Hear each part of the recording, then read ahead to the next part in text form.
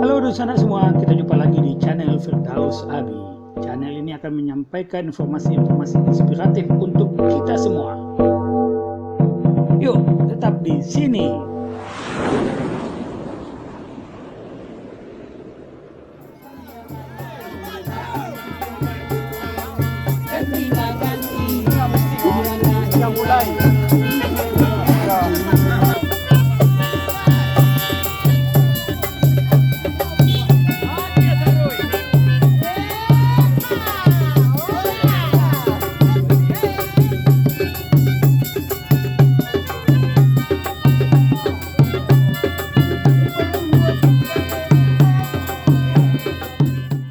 Zalmon pun sepertinya ada ada penasaran dalam hidupnya. 20 tahun dia rekaman, dia menjadi penyanyi biasa-biasa gitu kan. Malah bisa saja dia tidak dipakai. Kaset 7 Maret itu hampir 6 bulan dia pelajari. 6 bulan? 6 bulan. Sebelum dilanjutkan, jangan lupa komen, like, subscribe, dan tekan lonceng untuk mendukung kanal ini bisa berkembang dan mengabarkan info-info inspiratif.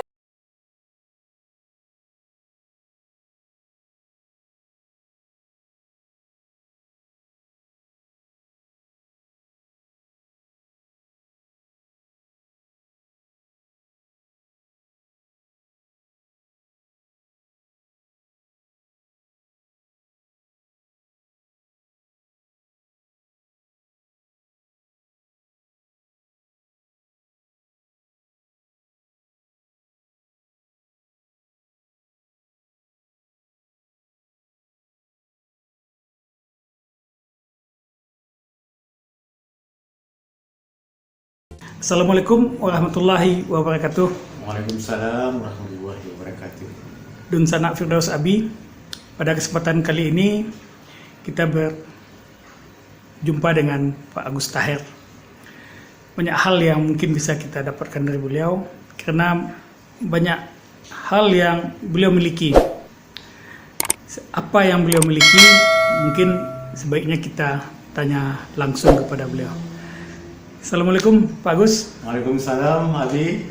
Pak Agus, ketika orang bicara soal lagu Minang, maka nama Pak Agus Taher adalah sebuah nama yang cukup fenomenal dan boleh dikata beliau adalah salah seorang legenda lagu-lagu Minang. Nah, salah satu hal yang menarik bagi kita ikuti bahwa dalam sejarah lagu-lagu Minang, kalau kita lihat bahwa ada rentang lagu yang kosong. Kalaupun mungkin sekitar tahun 80-an masih ada lagu-lagu Minang, tapi lebih pada mendaur ulang lagu-lagu tahun-tahun 60-an dan 70-an. Apa memang seperti itu Pak? Kondisi ketika itu semua? Rasanya memang seperti itu ya. Karena sebelum tahun 80-an itu jumlah band, jumlah penyanyi, jumlah recording ini banyak sekali gitu. Jadi sebagian besar penjual-penjual elektronik, penjual kaset di Blok A itu menjadi produser itu. Ada namanya Tanamo, Diamond, Mediska, banyak sekali gitu. Tetapi ketika memasuki era-era awal-awal 80-an muncul Tanama Record di Padang. Sebelumnya Tanama ini beroperasi di Jakarta. Nah, ketika itu memang masuklah ke era yang kita agak bisnis. Kalau bisnis ini kan bagaimana kompetitor kurang. Tanama punya studio bagus ketika itu. Kemudian pemasaran juga bagus karena memang ketika di Jakarta Tanama ini sudah memproduksi banyak album. Ketika itu mulai sistem kontrak, penyanyi hebat dikontrak oleh Tanama. Studio pemusik hebat seperti Ali Ruslia dikontrak gitu. Termasuk pun market pun memang dengan kehebatan Tanama yang berpengalaman bisnis, susah produser lain itu berkembang. Jadi vakumnya itu sebenarnya tidak banyak lagi penyanyi yang muncul, tidak banyak lagi pencipta yang muncul. Tanama punya strategi bagus ketika itu. Mereka itu tahu bahwa sebuah album itu sangat ditentukan oleh hebatnya penyanyi, hebatnya pemusik, hebatnya pencipta. Sehingga lagu-lagu pencipta besar itu masuk ke sana. Kemudian karena kompetitornya nggak ada, jadi lagu daur ulang pun tetap jalan bagus. Sehingga lagu itu aja yang didaur ulang. Ya, jadi Penjualan tetap jalan baik. iya, karena untuk Tanama memang menjadi raja gitu. Jadi studio Tanama itu menjadi studio terhebat di wilayah Sumatera, dan Tanama berkembang menjadi apa namanya, produser terhebat lah gitu. Raja lah ya. Iya, rajanya, karena memang alat studionya Big Newman. Kalau di tempat lain studionya 4 track, dia sudah 16 track gitu. Mixernya Trident yang sama ketika itu adanya cuma di ASCII Padang Panjang ketika itu kan. Jadi semuanya ada di sana, penyanyinya hebat, studionya hebat, dan semua pencipta hebat tentu mau menyodorkan lagunya ke produser hebat ini. Apalagi pemasarannya hebat. Di sana apa namanya, tiaraplah sebagian besar produser yang di Padang itu. Kalau nggak salah saya yang tinggal ketika itu hanya Sinar Padang Record, tapi lebih banyak membuat lagu pasisia, arabab, lagu-lagu yang kelasnya di bawah apa, di bawah studio Tanama. Karena produser lain tidak bisa masuk ke studio Tanama. Ya.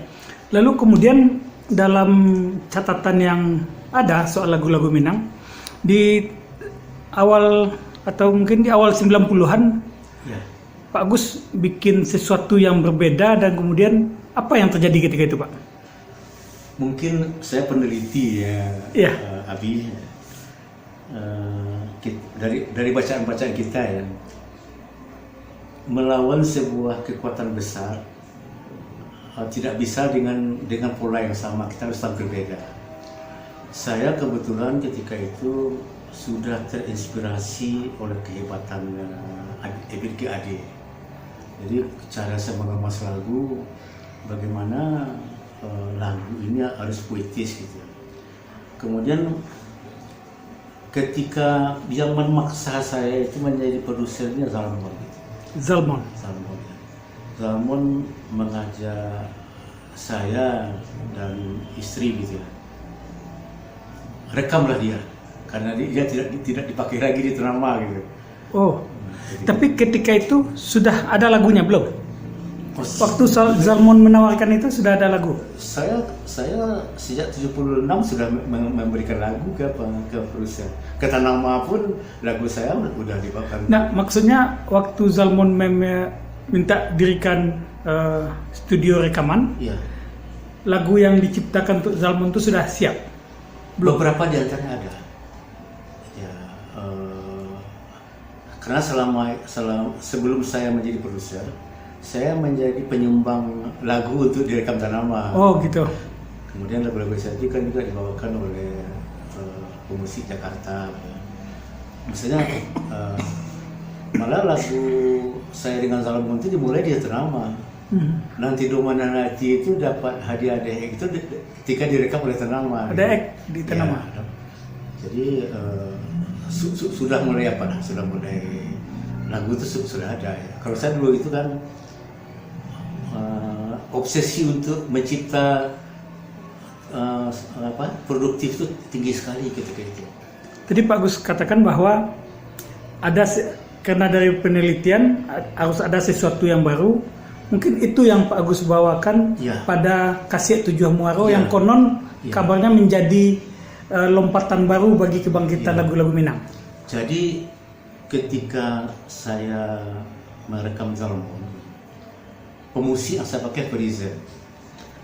Fariza ini dulunya ketika pertama kali kenal di Tanama Record ini.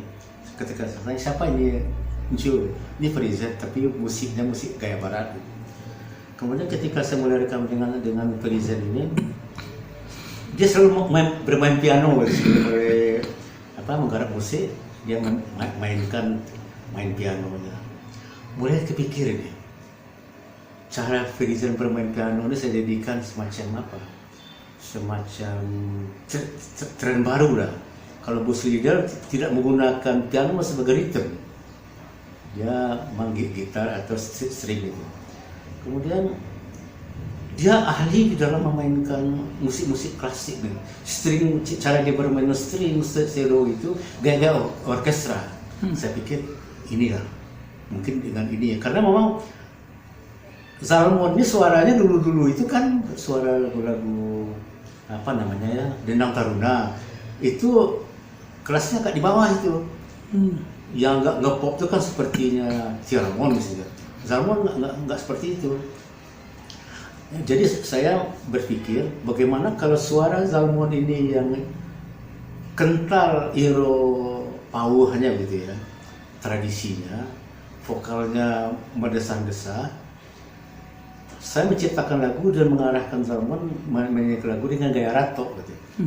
Ketika gaya ratok ini dengan vokal lebih nampak tradisinya dikawinkan dengan musik Ferizen yang elit gitu, yang berbeda dengan yang lain. Bayangan saya mungkin ini sesuatu yang baru.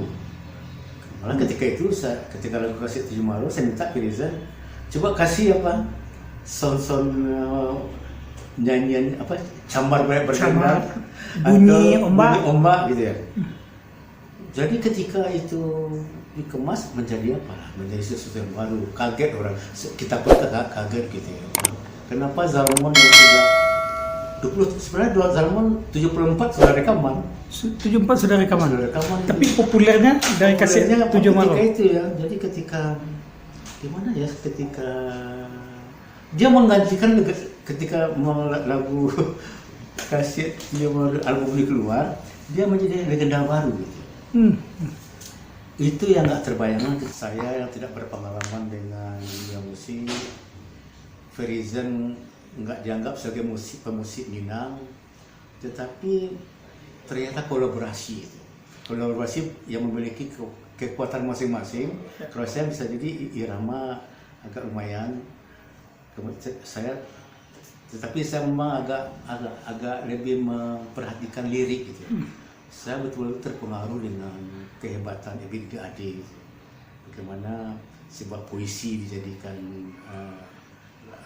lirik lagu gitu.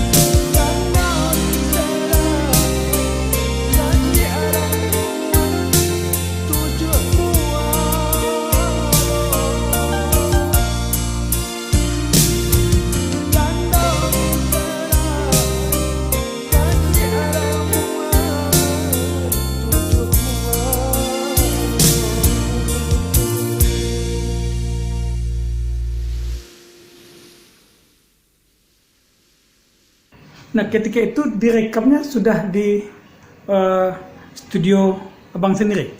Belum. Itu direkam di studionya Aski Padang Panjang. sekitar. Labelnya pakai label Itu yang kaset 7 Maret ini kan rekaman kedua itu. Itu sudah label saya. Oh. Label pertamanya Buruk Sisi itu.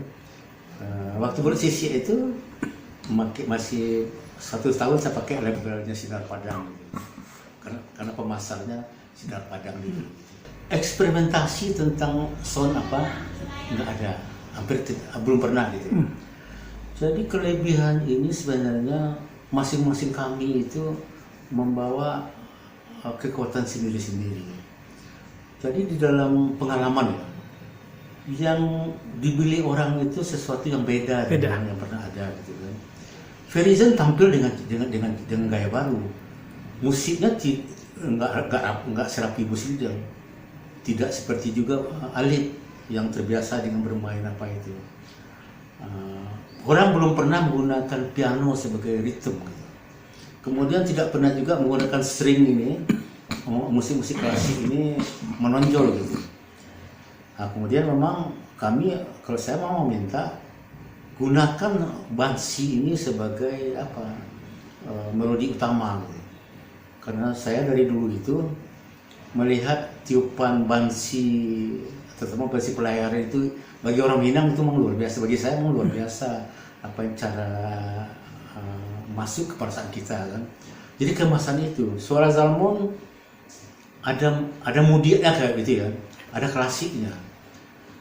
Tetapi ini pertama kali orang bernyanyi dengan gaya ratok yang tidak dimiliki oleh orang lain. Ini dulu memang dikritik sama Ferizen. Ini musik saya jadi aneh di Bang Agus. Dibilang orang nggak sih? Ya nanti kalau yang rugi itu kan bagus ya rugi. Sekarang ini kalau bagus prinsipnya peneliti aja Pak. Iya. Kita coba aja dulu. Jadi kalau lagu-lagu Minang sebelumnya cuma dalam kategori sampai setingkat sedih saja Bang? Iya. Iya. Ini kita tampilkan dengan gaya ratok. Iya, gaya ratok itu ya. Zalmon pun sepertinya ada ada penasaran dalam hidupnya. 20 tahun dia rekaman, dia menjadi penyanyi biasa-biasa gitu kan. Malah bisa saja dia tidak dipakai oleh ternama ketika itu kan. Yeah. Jadi dia pun berjuang gitu. Ketika kita katakan coba kemas ini dengan gaya ratok, dia tekuni itu. Kaset 7 Maret itu hampir 6 bulan dia pelajari. 6 bulan? 6 bulan. Saya memang kebiasaan. Semua penyanyi yang rekaman, saya yang nongkrongin dubbing vokalnya, tidak boleh tidak hafal lagu luar kepala. Harus bisa membawakan lagu itu lebih bagus dari saya. Saya kan walaupun bego nyanyi, tapi kan dulu anak band juga. Yeah. Sama dengan Gani itu nyanyi juga, dia walaupun suara nggak bagus gitu kan. Tapi saya memahami teknik bernyanyi Beruri, Rama Kartolo. Nah, pengalaman itu yang kita tularkan ke Zalmon. Di dalam rekaman sering lama, dan Zalmon betul-betul habis-habisan gitu. Ketika dia dubbing vokal, lampu bilik kamar rekaman dimatiin. Jadi dia nggak mau terpengaruh melihat orang gitu. Orang nggak lihat dia bagaimana ekspresinya. Ya ekspresinya. Tapi di sanalah keluarlah jiwa lagu keluar dia. Oke, Bang. Kemudian kan selain lagu Zalmon dan mungkin sudah ratusan, ada berapa ratus Bang? Sedikit lagi 500 gitu. Nah, lalu bagaimana bisa kita dapat gambaran proses kreatif Bang? Kan dari catatan yang ada Abang tidak hanya lagu-lagu sedih, lagu ratok, lagu ingat pada orang tua kampung, tapi juga lagu kritik sosial. Bagaimana muncul atau mungkin kisah-kisah di balik itu Bang? Saya menyamakan profesi seniman musik ini seperti wartawan. Wartawan, ya, Abi wartawan olahraga juga dikit kan, tapi kan juga bisa bikin macam-macam. Bagi saya, mata kita ini semacam potret. Apa yang kita lihat di di lapangan, apa yang kita baca, yang kita dengar, itu bisa menjadi inspirasi. Gitu. Ketika saya membaca Bruri pernah ngomong gitu ya, tak sanggup saya melihat dia bercumbu di depanku. Saya lahir ragu. Gitu. Ketika ada bencana yang menggugah perasaan saya, lahir ragu bencana. Ketika saya kagum dengan Buya Hamka, Achandra, Antasari, karena bagaimana tauladannya luar biasa, saya selalu terpancing begitu. Sehingga kasarnya saya nggak punya tema khusus.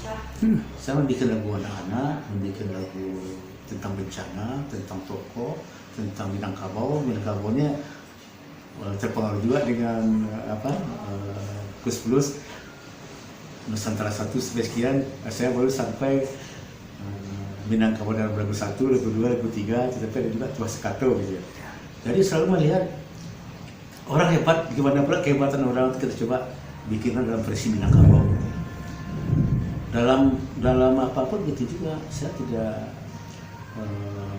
mau mengikuti satu kapling genre musik aja. Misalnya kalau kita lihat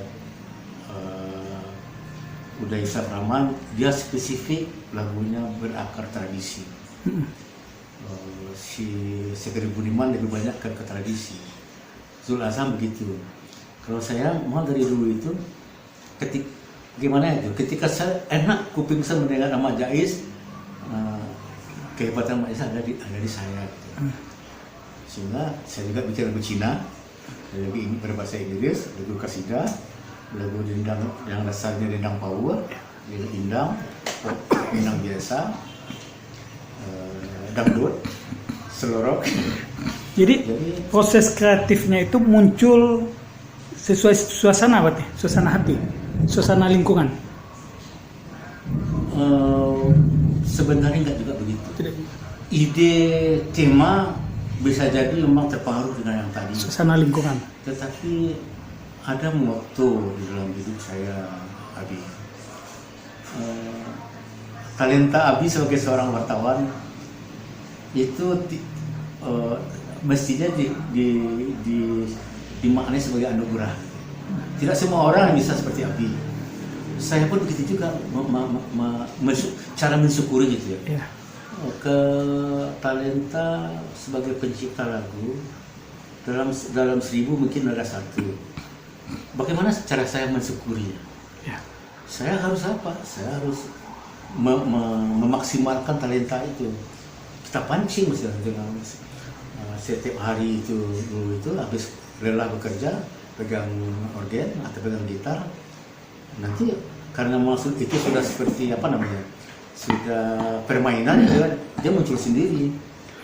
Irama itu sebenarnya ketika kita udah puluhan tahun menekuni itu cepat cepat datangnya. Yang sulit itu adalah mencari tema-tema yang langka.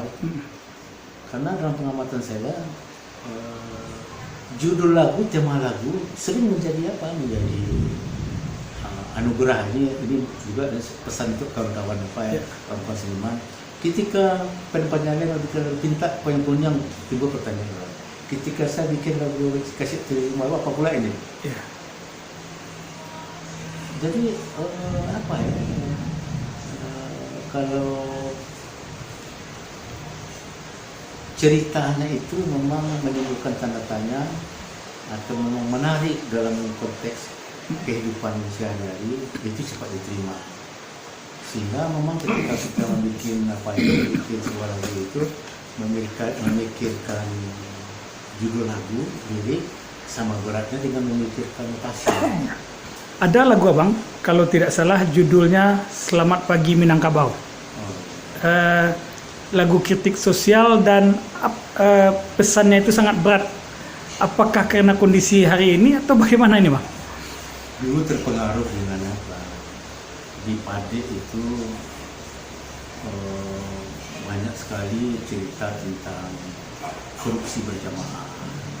Kemudian dulu terpengaruh juga dengan tulisan Fiferi Yudi ya, tentang Minangnya tinggal kapaunya.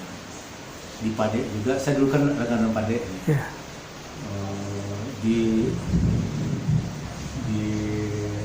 Kota Baru, si Jung sana ayah tiri memperkosa anaknya. Jadi saya melihat di sana ada fungsi-fungsi sosial yang jarang. Bisa saja fungsi itu fungsi ulama, fungsi tokoh-tokoh adat. Itu yang saya gambarkan kopi haji itu lah tinggal di lemari pakai lagi gitu. Yang meratap tuh hanya bundo. Bundo itu bisa seperti Minangkabau. Garin Takalok di surau. Garin Takalok di surau. Posisi-posisi itu sebenarnya yang bagi saya ketika seorang ulama kaplingnya di luar itu, ada juga yang mengatakan bahwa saya masuk ke dunia politik itu merubah patron politik menjadi lebih bersih. Tapi seringkali dia terbawa oleh pusat. Jadi kekecewaan itulah yang muncul. Itu juga sebabnya kenapa di dalam visualnya itu saya pakai tulisan-tulisan koran itu. Ya.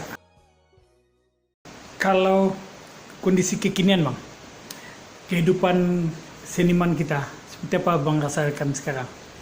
Kehidupan ini ya, apa saja kaplingnya sangat tergantung dengan perubahan. Ketika era kaset, piring hitam muncul, era kaset mati nih perusahaan. Oh, hitam. Kita perusahaan kaset muncul era VCD, kedodoran dulu. Tapi yang sekarang kan dahsyat luar biasa. Sehingga ketika era produk fisik, apakah itu CD, video, VCD, itu sudah tergantikan oleh YouTube. Tidak semua produser bisa mengikuti, karena di dalam dunia YouTube ini itu tidak semudah yang kita bayangkan. Tidak tergantung kepada bagusnya lagu ataupun sebuah album, tapi tergantung bagaimana kita mendapatkan viewer. Mendapatkan viewer ini tidak bisa juga kita sendiri, tergantung juga bergabung nggak kita dengan publisher. Publisher ini pun banyak gelap di mata orang, karena mau ada channel-channelnya dari Jakarta, tetapi gimana itu ya, cara berbaginya seperti kan nggak jelas gitu. Jadi, tetapi 1-2 orang seniman Sumbar ini malah sebenarnya bisa menjadi ikon perubahan musik etnik di Indonesia. Kehadiran Fanny Fabiola misalnya, Thomas Arya, kemudian produser sepertinya Agam itu, Rino, itu dia sudah menghasilkan jutaan gitu. Dan kalau yang Thomas dan ini dan si Fanny Fabiola ini malah dunia yang mengomentari dia kan. Tapi yang kayak gini kan nggak banyak. Yang lain mendapatkan viewers 100 hari ya payah gitu. Kita mundur sedikit ke belakang.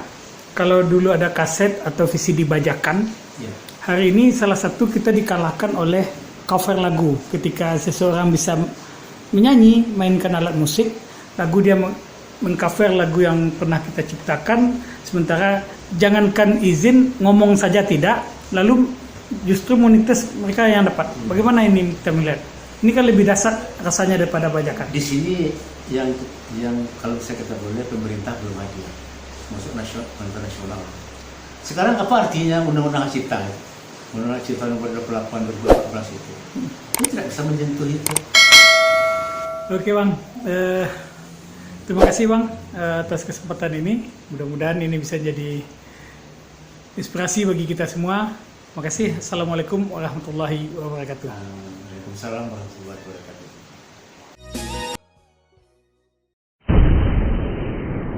Sampai di sini dulu jumpa kita kali ini, dan tetap dukung channel ini sehingga kami bisa memberikan informasi-informasi yang inspiratif untuk kita semua.